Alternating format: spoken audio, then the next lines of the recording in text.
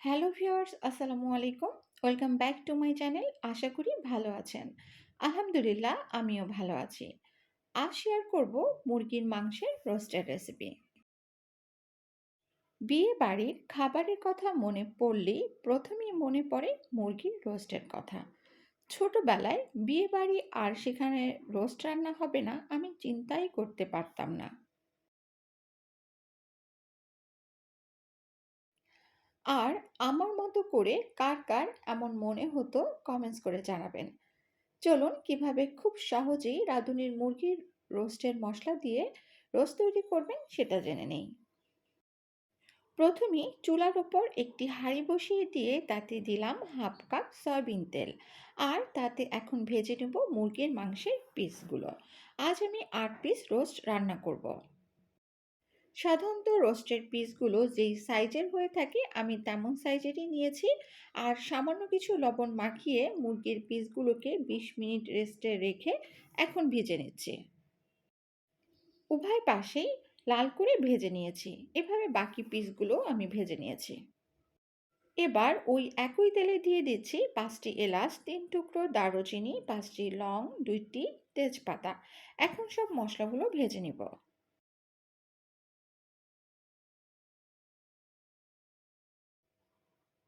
মশলাগুলো থেকে সুঘ্রাণ ছড়ালে দিয়ে দিচ্ছি হাফ কাপ পেঁয়াজ কুচি। এখন পেঁয়াজ কুচি ভেজে নিব।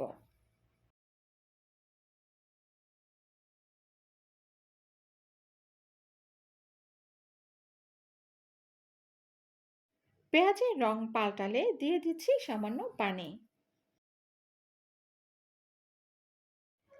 এবার দিলাম 2 টেবিল চামচ পেঁয়াজ বাটা, 1 টেবিল চামচ রসুন বাটা।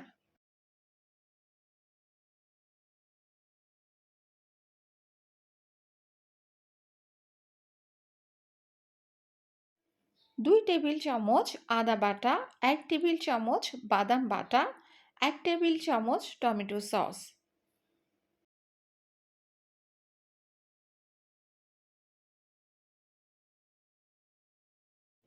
এবার সব মশলাগুলো ভেজে নিব।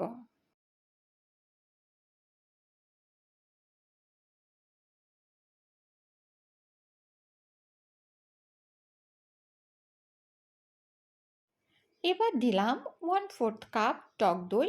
আর টক দই আমি ফেটিয়ে নিয়েছি।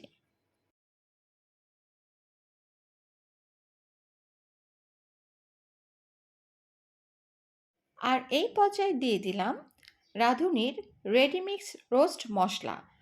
এখানে আমি হাফ প্যাকেট মশলার নিয়েছি। আর তার সাথে নিলাম স্বাদমতো লবণ। এবার সব মশলাগুলো ভালোভাবে কষিয়ে নিব। কষানো হলে দিয়ে দিলাম ভেজে রাখা মুরগির মাংসের পিসগুলো।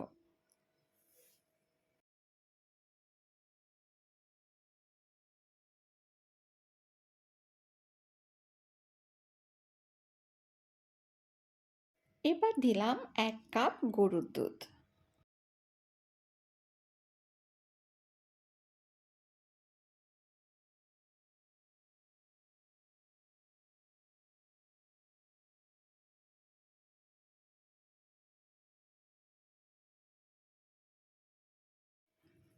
কিছুক্ষণ জাল দেবার পর দিয়ে দিলাম ঢাকনা। ফিরে এসেছি 10 থেকে 15 মিনিট পরে।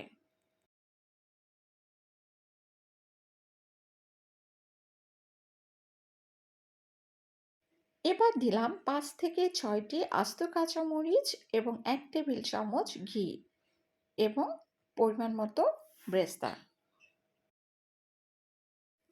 আমার চ্যানেলে ব্রেস্তার একটি রেসিপি আছে যার লিঙ্ক আমি ডেসক্রিপশন বক্সে দিয়ে দিব। চাইলে সেটিও দেখে নিতে পারেন।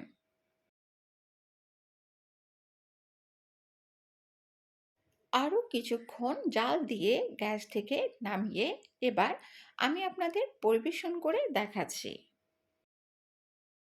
তাহলে এই ছিল আমার আজকের রাঁধুনির রেডিমিক্সড মশলায় রোস্ট তৈরির রেসিপি।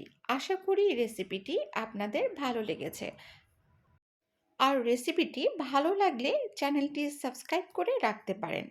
যথাসময়ে আবারও চলে আসবো নতুন আরেকটি রেসিপি নিয়ে। সেই পর্যন্ত ভালো থাকবেন, সুস্থ থাকবেন। আমার জন্য দোয়া করবেন। আল্লাহ হাফেজ।